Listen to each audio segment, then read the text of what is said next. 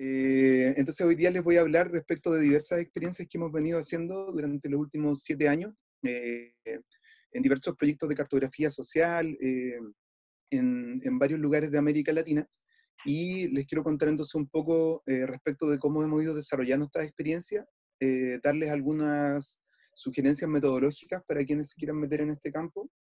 Hay varias bibliografías, colectivos que están trabajando en estos temas, entonces les voy a hablar respecto a eso también. Y luego les voy a poner varios casos de estudio específicos para que al final de la presentación podamos hacer una reflexión al respecto. Entonces, siempre estas presentaciones a mí me gusta partirlas con un cuento de Jorge Ulysses Borges que se llama El rigor de la ciencia, que es un trabajo ¿cierto?, que habla entonces acerca de la rigurosidad del mapa. Entonces, un poco lo que se ha ido colocando, ¿cierto?, como crítica sobre los mapas durante los últimos años, yo diría, ¿cierto?, particularmente durante las últimas 2 décadas, es un poco todo este cuestionamiento a los mapas como representaciones únicas o acabadas de la realidad, donde comúnmente ha sido el experto, el cartógrafo, la cartógrafa, el geógrafo o la geógrafa el que lleva a cabo estas representaciones del mundo. Y ahí entonces se abre una primera perspectiva, ¿no? Cómo deconstruir el mapa, cómo deconstruir esas representaciones espaciales. Y yo diría que se han tomado dos caminos, digamos, metodológicos que vamos a estar visitando el día de hoy.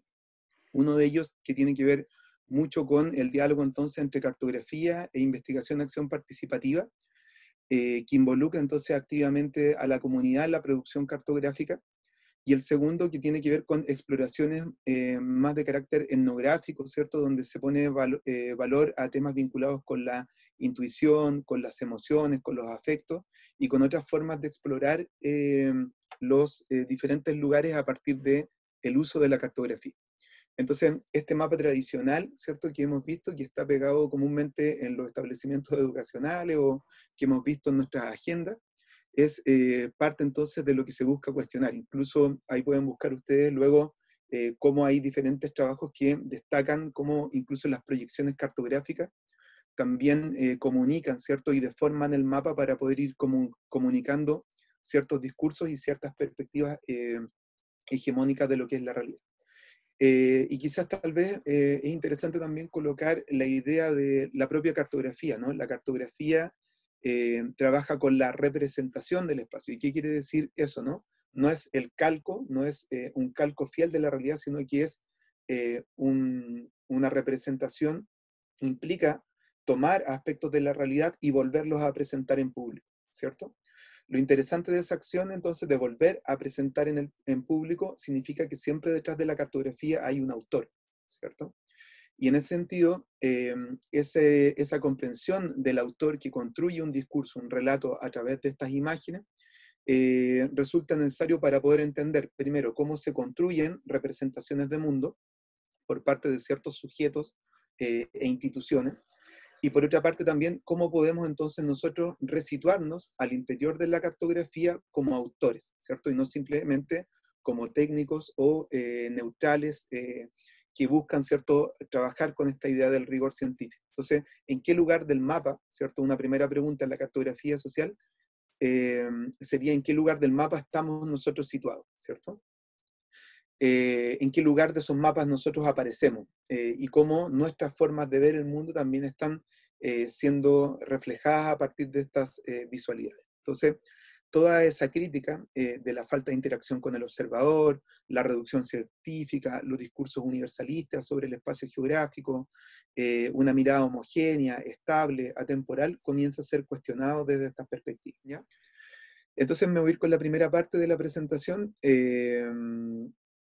Vamos a partir entonces hablando un poquito de investigación, acción participativa, ¿ya? Entonces, digamos, la cartografía social no viene a inventar la pólvora, sino que se une ya a una experiencia muy profunda de metodología, ¿cierto?, que existe en América Latina, que es la experiencia de la investigación, acción participativa.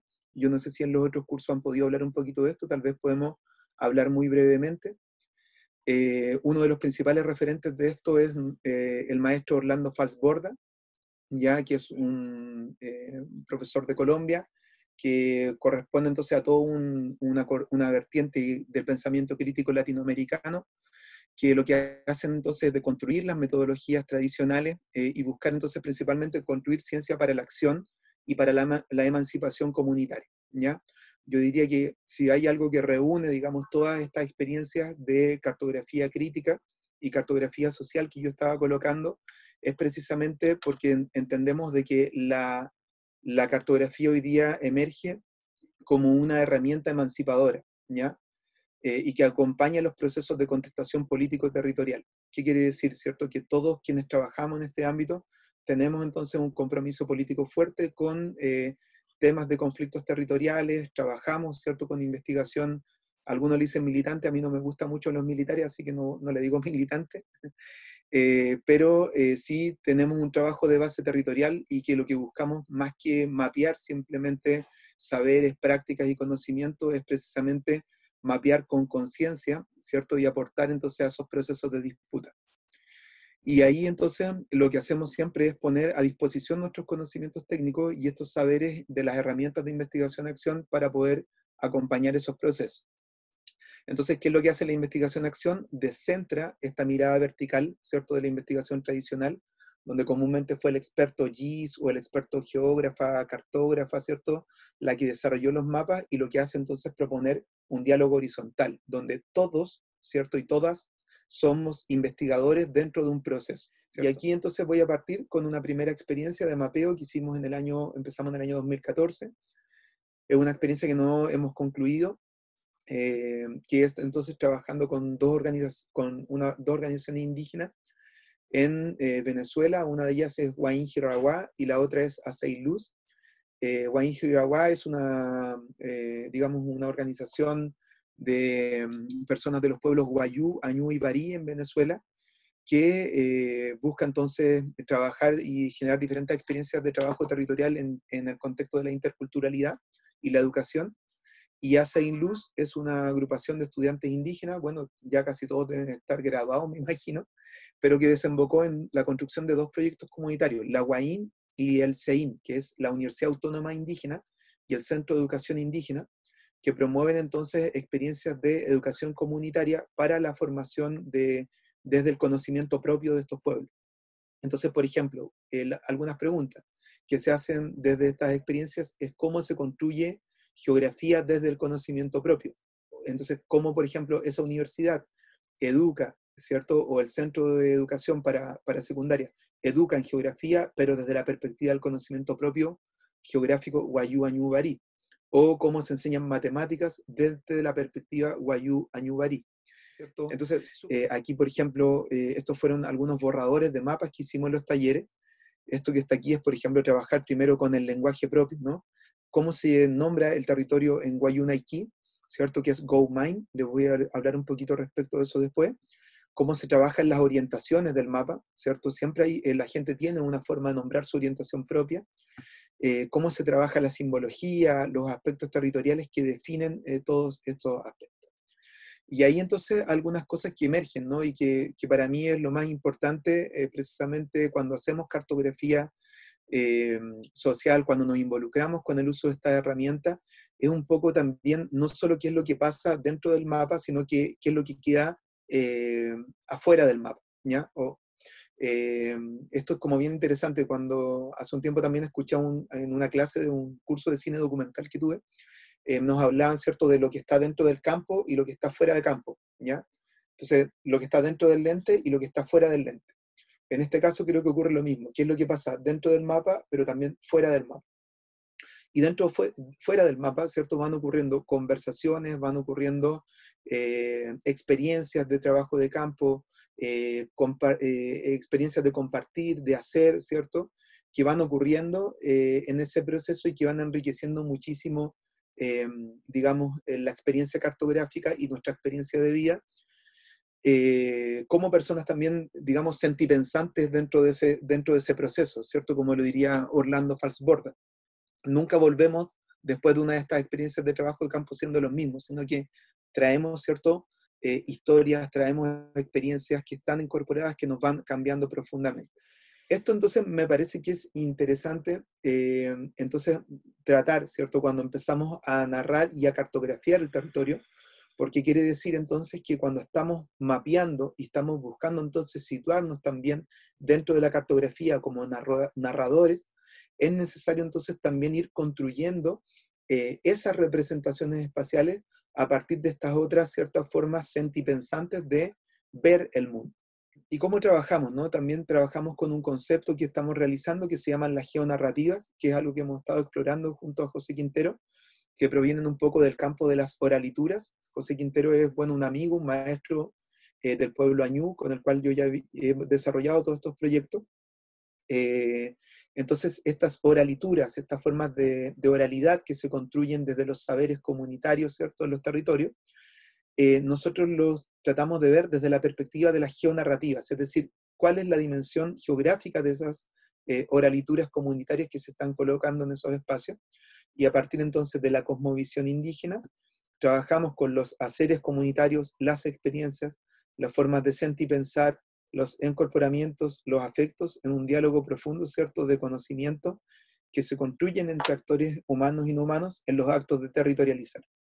Y lo que nos va a interesar principalmente ahí es indagar sobre la memoria colectiva y los discursos de la memoria, ¿cierto?, que se construyen desde la geonarrativa. Este libro para mí es muy significativo también porque junto principalmente ahí con la expertise de mi amigo Miguel Melín, mi amigo y maestro, ¿no? Miguel Melín Pehuen, hemos podido también hacer una reflexión bien profunda sobre lo que es la geografía, pero desde el conocimiento propio, ¿no? Entonces, un poco lo que yo les comentaba a algunos de ustedes la semana pasada, nosotros nuestra perspectiva de descolonizar, ¿cierto?, el mapa y descolonizar la geografía, lo que hacemos es un poco como de despojarnos de todas estas categorías tradicionales que nos presentan estos libros que tengo aquí atrás, ¿cierto? De si es lugar o no es lugar, si es territorio o no es territorio, si es paisaje o no es paisaje, son como preguntas súper recurrentes de la epistemología, de la geografía y la epistemología del espacio, y lo que hacemos aquí un poco es como trabajar con las categorías epistemológicas propias que surgen, epistemológicas y ontológicas propias que surgen desde el conocimiento mapuche, ¿cierto? Desde el Raquiduán mapuche. Otra cosa que surge también importante dentro de ese proceso tiene que ver con el tema mismo de la representación y los lenguajes cartográficos, ¿ya? Entonces, si nosotros queremos descolonizar el mapa, lo primero que tenemos que hacer es dar vuelta al mapa, ¿no? La primera vez que yo fui a hacer cartografía mapuche, un lonco de un territorio me tiró el mapa por la cabeza y me dijo que no íbamos a poder hacer el taller, ¿ya? No me lo tiró por la cabeza, pero lo digo, ¿cierto?, como metafóricamente. Yo fui súper ordenado, estructurado con mis mapas, con todas mis cosas, y me dijo, mira, no podemos hacer este taller porque los mapas están malos. Ya, pero ¿por qué están malos, no? Me dice, porque tú estás poniendo mapas que están orientados hacia el norte, y nosotros no sabemos orientarnos en este mapa porque nuestra orientación como mapuche, ¿cierto?, está dada, ¿cierto?, hacia el Puel Mapu, que es el este, ¿cierto? ¿Y por qué el este? Porque es el lugar, ¿cierto?, que es la orientación universal de muchos pueblos, ¿no? Más allá de las convenciones cartográficas, que es el movimiento del sol. El sol es lo que orienta. Entonces, la negociación de los saberes y de los conocimientos y también nuestro rol como investigadoras e investigadores, de no generar cierto este tipo de situación. Y lo segundo, los conflictos éticos, que también me parece que es súper importante hablar de esto, y a mí me gustaría como remarcarlo, y trato siempre de hacerlo en todas mis presentaciones. Lo ético tiene que ver con que nosotros estamos trabajando con conocimientos que son sensibles, ¿ya? Hay un caso emblemático, por ejemplo, que se llama las expediciones Bauman, que se hicieron en Centroamérica, que fueron experiencias de cartografía indígena, que estuvieron financiadas por la CIA, ¿cierto?, y por agencias de inteligencia. ¿Qué era lo que hacían entonces? A través de herramientas comunitarias se hacían mapeos, pero ¿cuál era el objetivo entonces? Disponer de conocimiento territorial específico desde las comunidades que permitiera entonces instalar, digamos, estrategias, ¿cierto?, de intervención militar en diferentes territorios en diferentes territorios de México y de Centroamérica. Entonces, fíjense a lo que puede llevar, ¿no? Incluso hoy día muchas empresas, incluso instituciones públicas están utilizando la cartografía social, pero lo usan entonces principalmente para poder garantizar la instalación de esos proyectos, ¿no? Ya, entonces ahí hay una cuestión ética que tenemos que discutir. Lo segundo, que siempre en un taller, ¿ya?, siempre en un proceso de investigación y acción participativa, tiene que haber una jornada final de devolución comunitaria donde nosotros devolvemos los mapas a la comunidad, y segundo, donde negociamos qué va a ser expuesto en público y qué va a quedar privado para la comunidad, ¿ya?